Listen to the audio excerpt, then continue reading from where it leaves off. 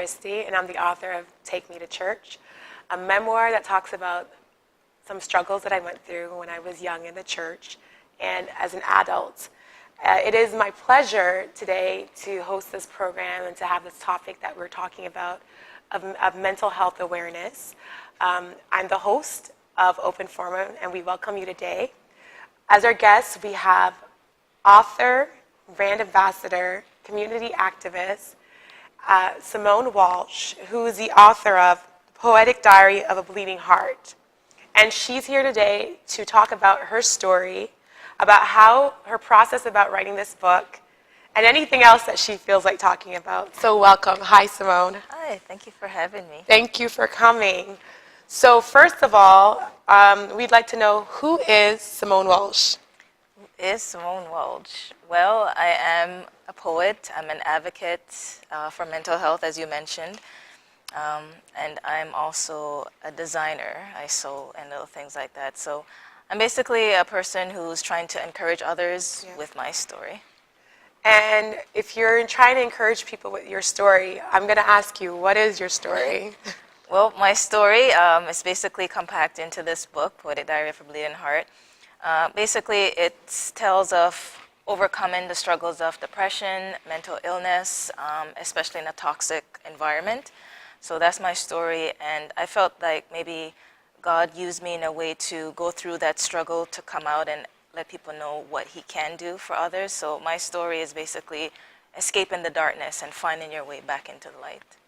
So that's interesting, and I'm glad that you're in the light. Yes. But I'd ask you, can you talk to us today? Can you tell us, what was it like in this darkness? Could you describe maybe some of your circumstances? You described it, or you mentioned a toxic environment.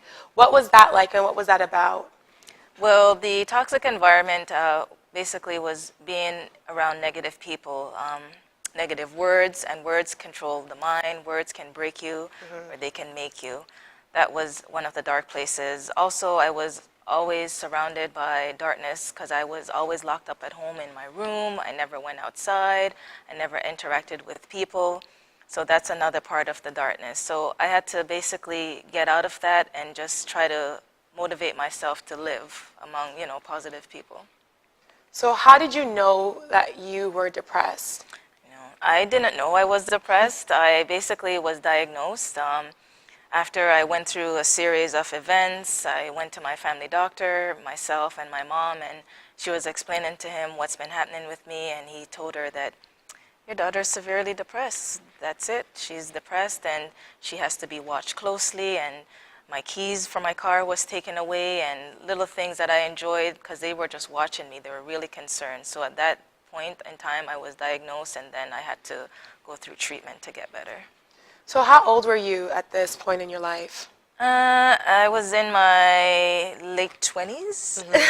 Well, I didn't even know. I thought she was maybe in her 20s now, so she was in her late 20s. Yeah, so it was And that time you were, independent. You said your keys, so you had your own car. You basically had to revert into childhood. Into childhood, because I was being watched by my parents and monitored. Where you going and who you going? Like, it was just going backwards, and that helped me to also wanted to get better because I didn't like that circumstance I was in.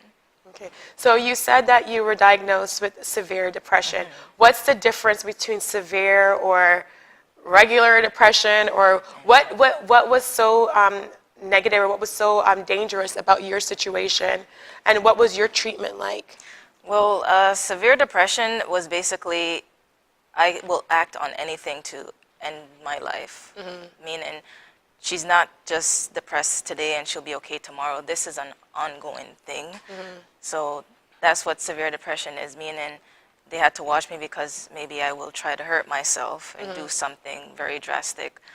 The treatment involved being registered in an adult day treatment program where we were taught about medication and positive thinking activities that help to alter your mood. So it was like a 3-month program that helped me to, escape what I was going through. So it's a long process. So you had the support of your mother, And did you have other family members there as well, or was it just your mom that was really your backbone? No, I did. My family really supported me. My mom was on board in the beginning, and then slowly my dad, because they don't really, as a, in the Black community, mental illness is not something we talk about. So when he heard that I was diagnosed, he was not for it at all.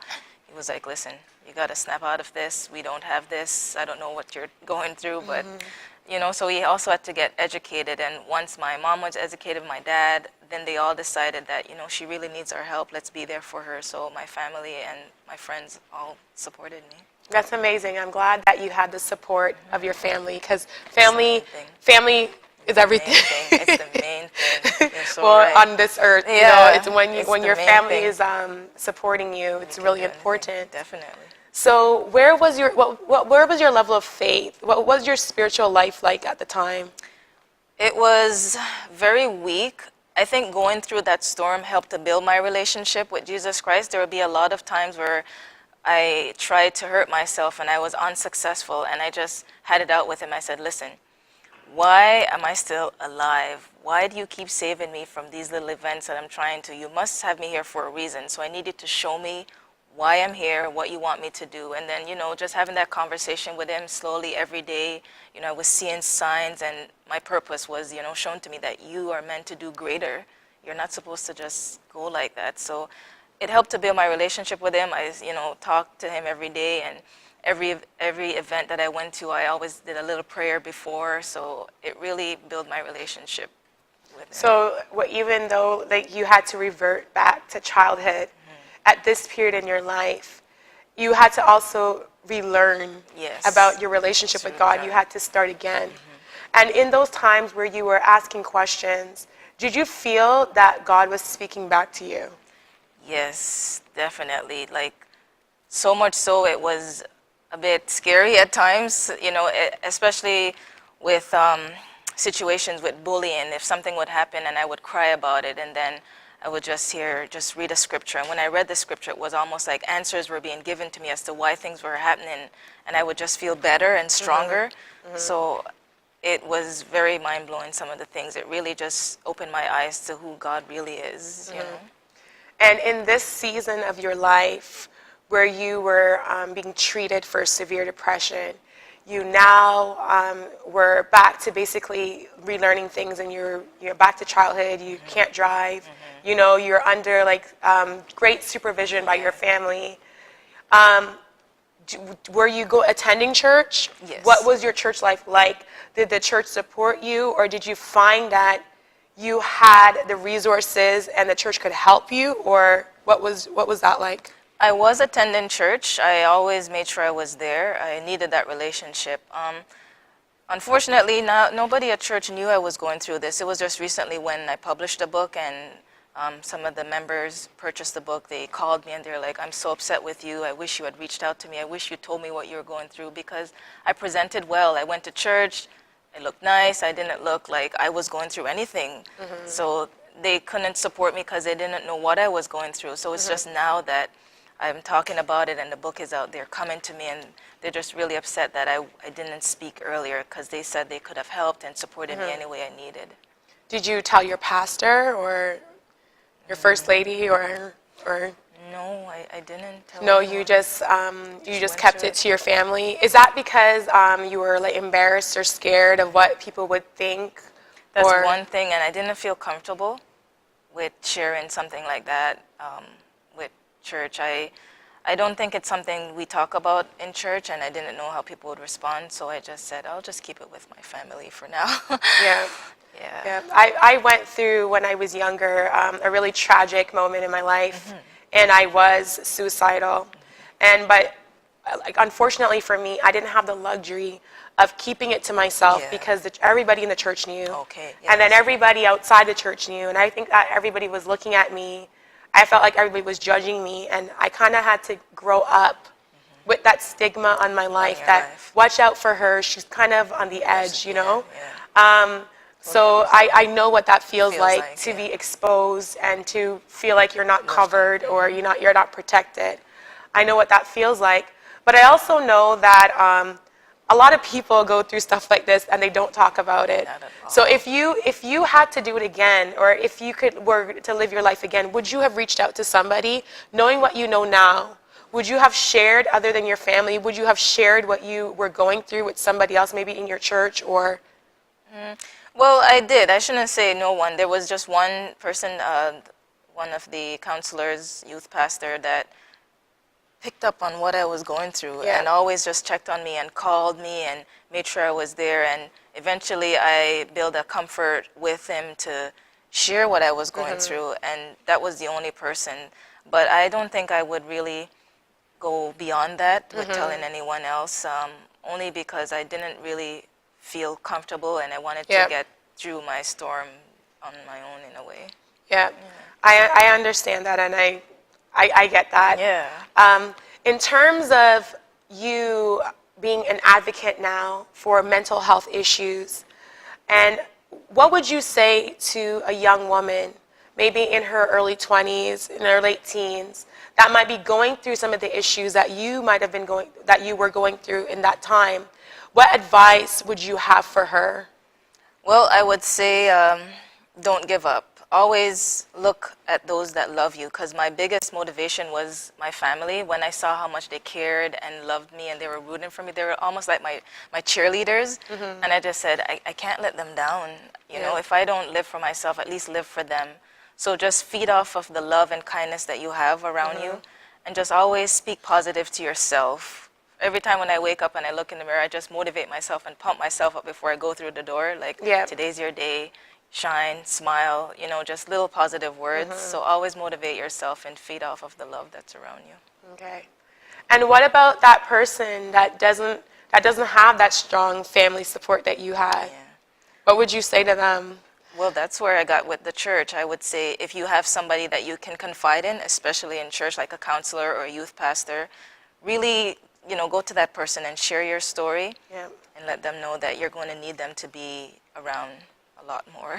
Yeah, that makes sense, because I had a friend and she used to say, for those that don't have family, we make family. Yes. So the ones that are your friends and they've shown you love throughout the years or so forth, I would say maybe, you know, confide in them. Yes, that's and in my own life, my close friends always say, oh, Latania, you don't talk, you don't say nothing. Yeah. You always keep everything to yourself. And when it gets so horrible, that's when we find out. So I'm learning now, even in my life, to speak. Yes, it's true. To share. Share, exactly. And to be open with those people who have proven themselves to be friends to me. Exactly. Well said. So, yeah, I'm learning that. Yeah. I'm relearning. Well said. To not keep everything to myself. Because it will destroy you eventually. If you hold it inside, you'll get to a point where you let it out and it just explodes. So it's good to get it out while you can. Yes. Definitely. And now, at this point in your life, because you have recovered from something, you have a testimony, and your testimony you're sharing in this book, you with your poetry and with your self-help advice. How now? Because sadness doesn't stop. I know. Bad things don't stop from happening in your life. So how do you deal with those difficult situations? How do you deal with the sadness? How do you deal with rejection? How do you deal with disappointment? It's a process, like you go through it. I have a lot of times where I do a public speaking and people come to me and say, so you're good now, eh? You don't go through that stuff anymore. I mean, I'm not good. I'm at a place where I control it. It doesn't control me. Before it controlled me, you know, I felt like it was doing this and I was doing, you know, almost like a puppet on a string, but now I control it. If it's creeping up on me, I just, you know, just turn to it and say, no, not today. We're not going back down that road, you know? So I get to a place where I can speak to it and just control it. So I have those moments where it just creeps up on you, but I'm not all there 100%, but I tell people that it's a process. You're going through it. You just have to get yourself to a level where, you know, you can maintain and control yourself. And what about for those like people that maybe they find that they're working in toxic environments, but this is my work and I have to make money. But then you realize every time I step into this place, like I'm so depressed, it's so sad. Like what kind of advice do you have for those people? My advice, which I should have taken, which was given to me, was to walk away. I was like, but I can't. This is my job. I need this, and I've been here for so long. But it took a toll on my health. So which is more important, your health or the job that you can then go out and get another one? So I would say really re-examine your life and say, is this worth my health? Is this worth my life? And then decide to, you eventually may have to walk away, because at the end, that's what I had to do. Yeah. Well, I'm realizing now, and I also think that if you're realizing that the workplace is toxic, a lot of companies now, they offer, Yes. help, like for like mental health. Yes. And I think because they know the place is toxic. They're now starting to do that. A lot of workplaces have even speakers come in Yeah, to encourage them, which is really good. So I would say, if you're feeling that way at work, I would make it vocal. Not to everybody. Yeah, but but at like least to if the they manager. have HR or, somebody that is responsible for you, you could say, you know what, I'm feeling really stressed, and I work in a legal environment, and it's my God. Yeah, I can So, imagine. and I know in the larger firms, in the mid-sized firms, they brought in a lot of programs to help with those types of things, because it's very, very stressful. Yeah, that's good too. They've been doing that too in my previous. They started changing after my situation. Yeah. So it's good to bring people in that are experts and can give you some sound advice. Yeah, that's good. So I saw some flyers for you for the month of May and Mental Health Awareness Month. Yes. So what has that been like, and what have you been doing? And Mental Health Awareness Month, May, has been busy. I have been doing a lot of speaking and lots of book sign-ins. I recently partnered up with Chapters, where they had me come in, set up a little table, and really talk about the book and promote it. And what I found with that was a lot of people that came up to the table, they just wanted to talk, even if they didn't purchase a copy of my book, just talking about mental health and how they see it, and they have a sister or a brother that's going through it, and how I'm so brave to be in the public eye and talk about it. I just realized that the conversation needs to be more. It's not something people talk about. So even if they didn't purchase a copy of the book, they just said, you're so brave to do this, and I really think you should go further with it. So it's been a busy month, Yeah, I think that's important, and what you said about talking about it, because mental health is such a large blanket term. Yes. And I think even in our community, the quote-unquote Black community, that there's so much stigma associated with it, that people might be going through issues and they're undiagnosed. Yes. They've not been helped because they're afraid to even go and speak to somebody about, some of these issues. Yes. For instance, something like anxiety is covered under mental health. But then probably, maybe people are, they have anxiety and they're thinking, no, if I go to the doctor, I'm going to be schizophrenic. It's so different. The spectrum is so large, But I think that discussing the issues, talking about it, and education about mental health is really, really important, because you might be dealing with something that all you need to do is get out of your house, get some sunlight, exercise, and you're fine. As opposed to, I'm hearing voices that tell me to do bad things. So I really think that talking about things is very important, and getting the right help that you need. And help is also different as well. It doesn't have to be a medical expert. Expert that helps you. Your problem might be not that, right? That's true. So what do you think about that? I agree with that. The conversation has to start, because when you meet with friends, you can't just openly talk about it over a cup of tea, over breakfast with your family. So you have to first build trust with the person that you want to tell these things to, because it's a very deep topic. Because as you said, anxiety may lead into all the other, diagnoses. So sometimes anxiety, people think, oh, you're just nervous, it's nothing. But it's deeper than that. Drink some tea. Exactly. I've gotten a lot of that. Like, just drink some tea, you'll be fine. No. So I think once you talk about it and educate yourself, if you're educated about mental health, then you can talk to the person about what they need and how you can better assist them. Yes. And what do you have planned for the future? Well, for the future, I want to continue writing. A lot of people are enjoying my book. I would like to write another book, maybe a follow-up as to how I'm doing now, and let people know the process is going good. I still want to sew. I've been doing lots of customized pieces and continue with public speaking. I'd really like to get more into the school system where I can speak to the students at that age before they go out into the world to work and so forth. So really trying to connect with a few different people. Do you speak and do you have events at your church? Yes, we do. We have quite a few events. I recently spoke to my church. They had something in the month of May for mental health. So even starting with the church and letting the church know how you can help was really good because it's not something that the church really talks about. Yeah, it seems like your church is pretty progressive. They're very open to, and that's good to be in that type of environment. Yes.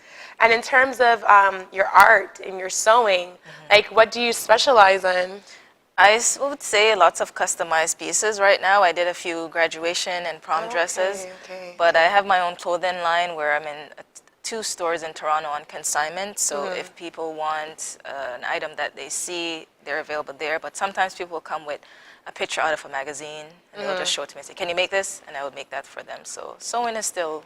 What stores are they in? I'm so excited. We have the Fashion District in Toronto and Brava. Okay, congrats. Queen and Spadina. Congrats. So that's amazing stuff. Thank you. And I've also seen you working with Stacey Ann Buchanan. Yes. And Tracy, I think her name, Tracy from the Soulful Image. Yes. What was that about? And I know we got together to support CAMAGE in support of mental health again. They had an event called One Brave Night because we do have friends who go through mental illness and sometimes they can't sleep. So in support of that, we decided to stay up one night, no sleep. You know, we all got together, we shared stories, we watched movies, and we just really felt what that was like for an individual who goes through a night without sleep. So we raised money, and it went towards a good cause. That's so amazing. Really you guys should have invited me. I know, a lot of people said that. It was a lot of fun. Well, I'm looking forward to the next one because it Yes. might just get bigger and bigger, and you know that's good. I'm glad that in our community we're starting, we're talking, and that we're doing we're building to let people know that there is help out there. Definitely. Are you happy in your life now? I would say I'm at a place where I am happy. A lot of things are happening, and God has revealed a lot of things to me, and I'm not the one to do public speaking. I'm very shy, so when people see me up there talking, I'm just like, I know, this is not me. You know, I don't know what it is, but I'm going with it. I don't understand the journey, but I'm trusting Him and just going with it.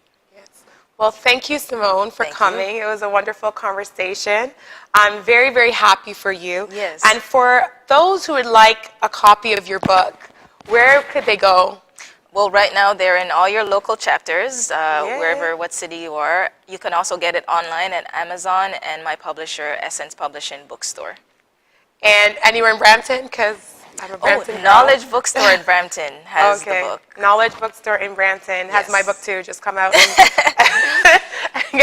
get a copy of both. So thank you, Simone, for coming. And thank you guys for watching, and have a wonderful week.